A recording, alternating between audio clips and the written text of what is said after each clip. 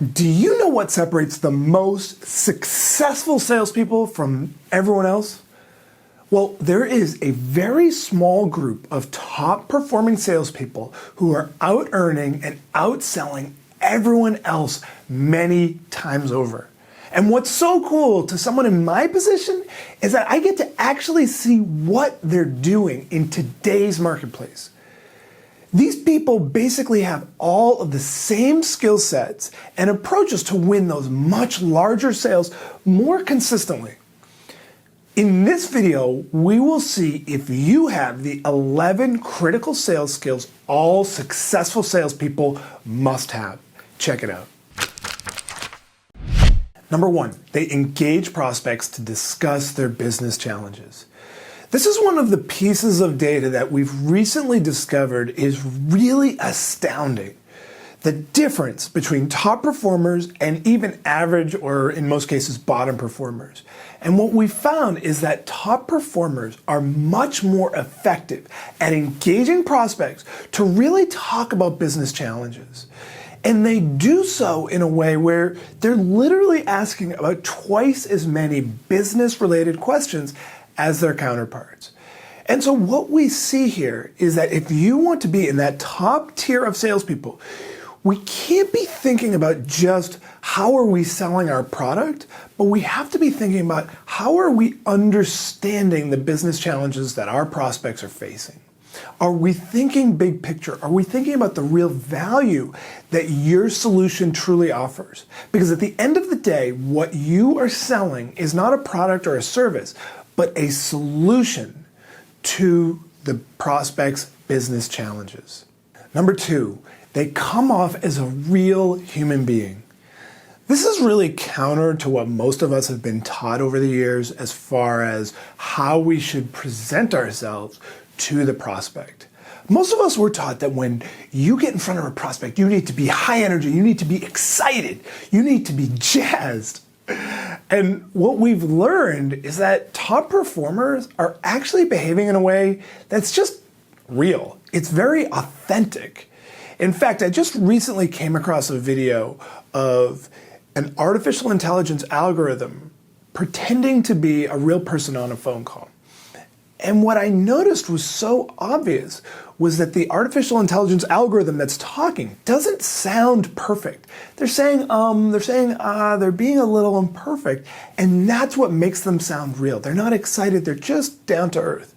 Now, to be clear, I'm not saying that we want to be like an artificial intelligence algorithm, but what's interesting is that obviously the people designing that program understood that what is real is just sounding normal. It's sounding genuine. And when we as salespeople come off as truly real, as a normal human being, people are much more likely to actually engage with us in that conversation. Number 3, appear as the distinct expert. This is one of the pieces of data that I found in our internal research in a study that we recently did of salespeople is that top performers see themselves as the expert. And as a result of seeing themselves as the expert, they come off as truly the distinct expert. And so it's a little bit of chicken or the egg. You get to start by seeing yourself as the expert. And then what we have to do is start to think about what are our competitors doing? And how can we do the exact opposite when we're in front of our prospects? So think for a second, how are we presenting? Are we coming off as high energy, excited? Or are we coming off as just that down-to-earth, distinct expert, that doctor who's engaging that prospect in a real type of a conversation? What you're going to find is that distinction actually comes by being just really genuine and real. Number 4, they don't push their prospects to buy. This again goes completely counter to what most of us have been taught. If you've ever seen those great old movies like Boiler Room or Glengarry Glen Ross, right? There's always this magical moment right at the end of the sales presentation where the salesperson comes in and is basically pushing the prospect to buy. And the prospect is coming up with objections and all the reasons why they can't do it. And the tough, good salesperson is coming back with all of the ways to overcome, and ultimately they buy. And it's like an arm wrestling match. And this is what a lot of salespeople are doing. They think that when they're getting pushback from a prospect as to why they shouldn't buy, the goal is to push back even harder. The reality is that top performers aren't pushing their prospects to buy. Instead, what they're doing is they're addressing any types of objections up front. They're understanding any reasons why the prospect might not actually want to buy in the first place, or any concerns that the prospect has. So they're actually dealing with any objections early on in the situation, and they're just digging into them. They're asking questions about it. They're saying, help me understand why you say that. Understanding why a prospect is either interested or not interested, or has this need or that need, getting that full picture is what makes us the expert. And therefore, prospects are much more inclined to actually buy. Number 5, they consistently add to their pipeline. Now, this sounds almost obvious, but what we see is that top performers are not getting into the office each day and saying, what do I have to do today to drum up sales? They're not going out and servicing clients for a month, and so they're not selling for that month, and then they get into this kind of cycle of the ups and downs. Top performers tend to be much more consistent about adding to their pipeline each and every day. I spoke to one of the top performing sales reps at HubSpot just a couple of months ago, and what he said is, I don't leave the office until I've added 2 opportunities to my pipeline each and every day. And I thought to myself, that is the most beautiful summation of a top performing mindset. Now, he was selling something different than you, so maybe adding 2 opportunities each day is more, or maybe it's less than what you need to be doing. But what is that number? How many opportunities do you need to be adding each and every day to your pipeline, or each and every week to your pipeline, in order to ensure that you're going to hit your numbers? Get very clear on that. How many meetings do you have to set? And think about consistency. Think more like the tortoise who's just taking one step at a time, as opposed to that hare who's running here, running there, and going in all different directions. We want to just take consistent steps each and every day. Number 6 is willing to sell higher up.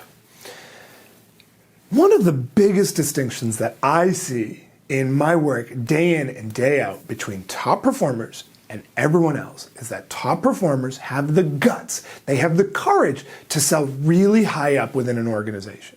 And so that doesn't just mean calling on the CEO, but it also means selling to bigger opportunities. It means selling to bigger companies. It means to create big opportunities. And the way we do that is by going big. Average performers tend to hit lots of singles or doubles where they're just, piecing together a living. Top performers are going for the bigger opportunities.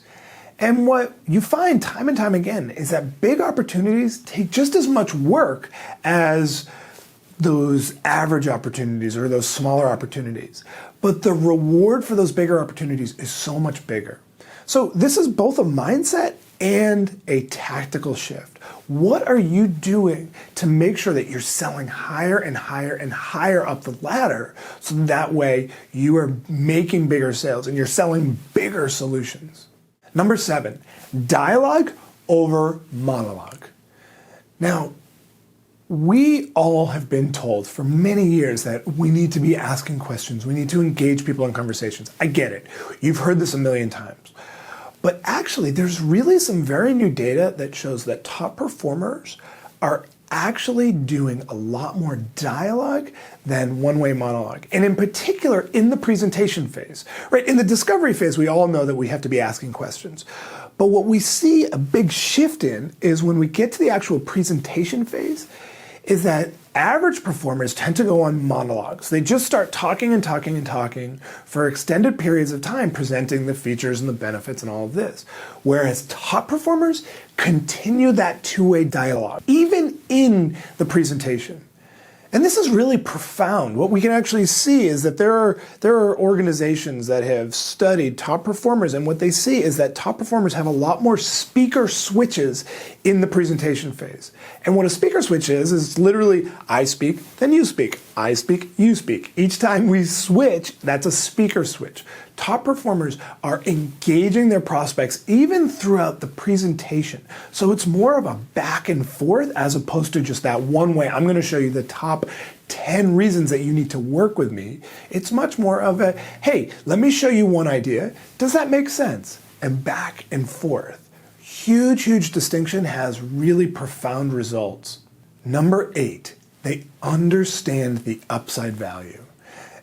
And what we see here is that there's a really important distinction between telling a prospect what the ROI for the solution is versus helping the prospect actually do their own math.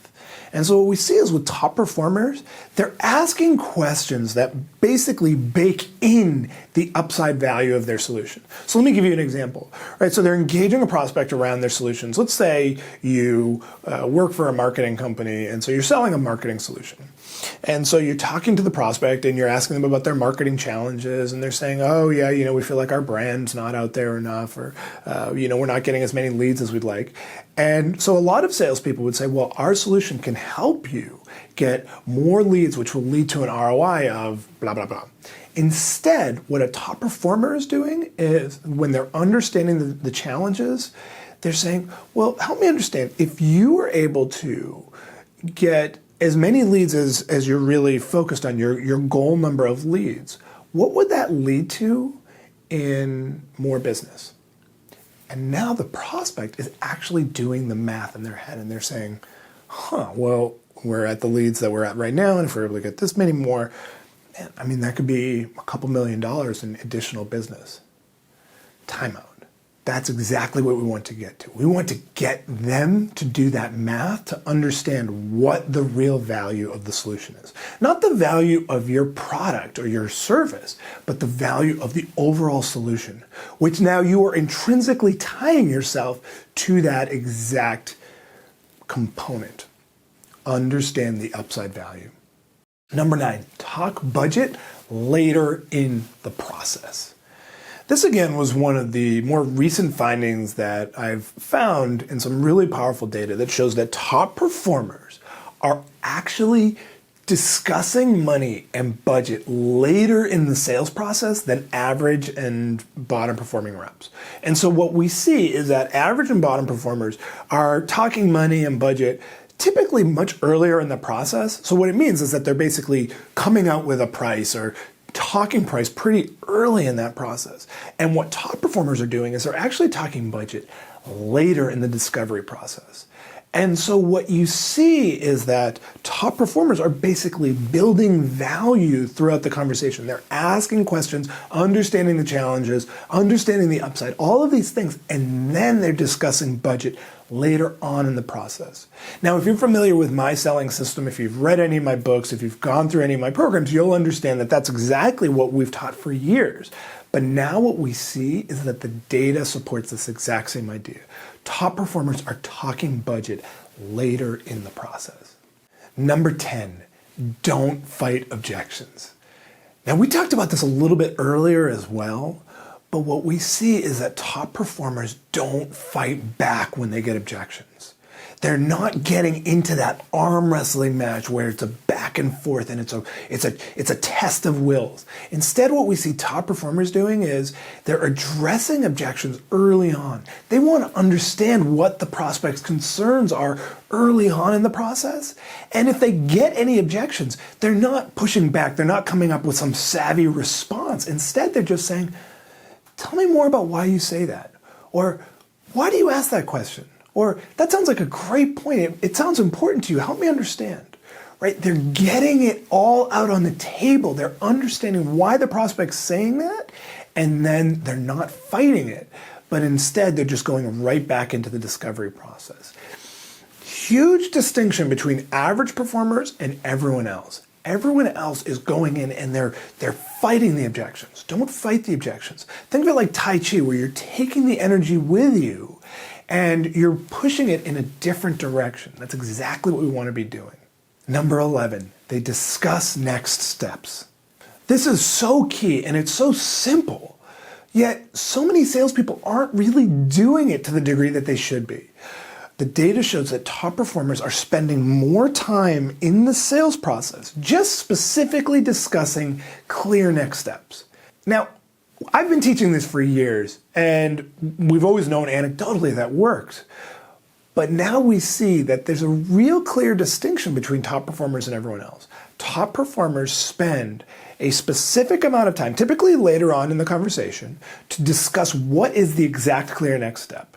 Right? So you're in a discovery call and you're not ready to present as a result of the conversation.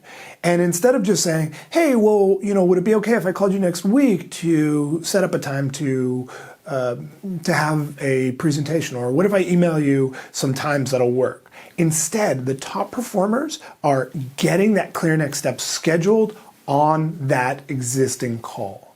Huge, huge distinction. You always want to be scheduling that next step in the current conversation while you have them in front of you. Every single prospect has their calendar on them because it's on their phone. So get that clear next step, get it scheduled, get it on the calendar. So there are the 11 critical sales skills all successful salespeople have. I want to hear from you. Which of these ideas did you find most useful? Be sure to share below in the comment section to get involved in the conversation. And if you enjoyed this video, then I have an awesome free ebook on 25 tips to crush your sales goal. Just click right here to get it instantly. Seriously, just click right here. It's free.